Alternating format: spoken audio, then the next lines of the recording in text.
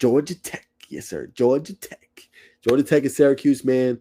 Let's talk about it, man. Big game on the flats. It's homecoming weekend for Georgia Tech, right? You'll have the fans have been supporting you. You've been playing at a high level. I really liked what I saw in that second half of that game against Duke. I was thoroughly impressed. That offense for Duke is dynamic. I feel for any other team that has to play them the rest of the season because you're going to get a tough punch, right? That team is going to probably win more games than you think, and don't be surprised if you see Duke 9-3 or 10-2. You know what I'm saying? Or I think actually they might have 3 losses. Yeah, 3 losses. First loss in the ACC. That is correct. Yeah, don't be surprised to see them. I'll reframe that. Don't be surprised to see Duke like 8-4 or 9-3. Like they're a pretty good football team, right? Defense played well against Georgia Tech. Took away their run, limited Jamal Haynes, limited Malachi Hosley. But Georgia Tech figured it out in the second half. And the key in that game was Georgia Tech gave up the yards, but in that red zone, they were great. 3 of 5 in that game, Duke was going against them. And Jordan Vandenberg gets my game ball from that last week in that performance. He played great. And Jai Gilmore, 11 tackles, 2 tackles for loss, half sack, 2 passes defense. He did what he needed to do in that game. He's been special this year for Georgia Tech, right? So for the Yellow Jackets, everything is out in front of you, right? Now, when breaking down this matchup in this game, I think you got to find a way to get the running game going, obviously, right? It's nice to have the luxury to lean on Haynes King, right? And he's going to do everything that he needs to do to help lead this team to a victory, right? Whether it's on the ground or passing. Last week, 200-yard passing game, 100-yard on the ground. He's going to do everything he needs to do to help you win this game. That's Haynes King, right?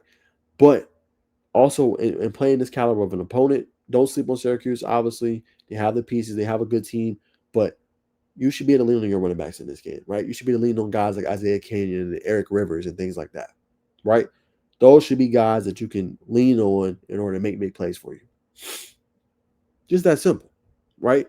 And get the tight ends involved, right? Last week, they did good. I'll keep saying it. A lot of Georgia Tech fans agree with me. Josh beat them, right?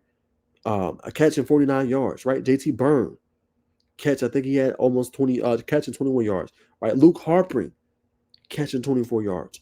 Get them guys involved because the more they're involved when you're struggling early on in games, it's going to open up the big plays down the field, right? One-on-one coverage with a Canyon, with a Rivers, with a Rutherford, right? And it's going to allow your team to be able to cook, right? So that's the key for Georgia Tech. Get that going. When the team's trying to shut down one thing, you beat them in another way, which they have shown they can do throughout the year, which I've been very impressed with.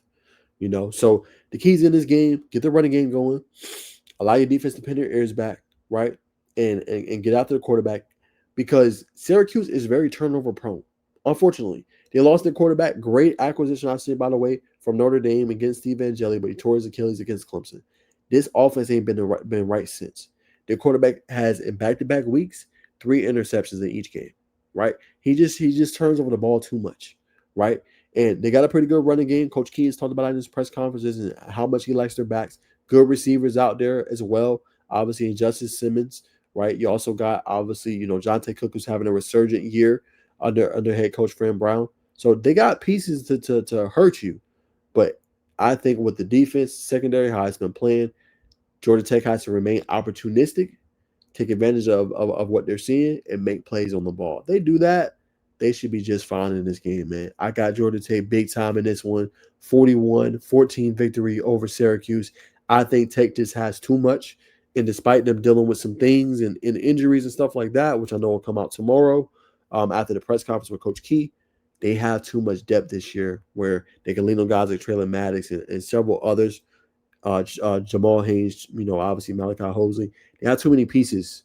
And I think this is just a game for them to get right, continue trekking forward, and continue playing at a high level. I think Georgia Tech wins this one. I think with a turnover-prone quarterback, this is not a game, if I'm a Tech fan, I'm really worried about. The one is next week when you play NC State. That game might worry me a little bit. But this one against Syracuse, no disrespect to Coach Fran Brown. I know they lost last year. I know that's on their minds. Bailey stopped to talk about that being an extra incentive for their team and their program. But at the same time, I think Yellow Jackets they have too much talent. And I think the talent is going to overweigh all that and their hard work and their grit. So Yellow Jackets big, 41-14 victory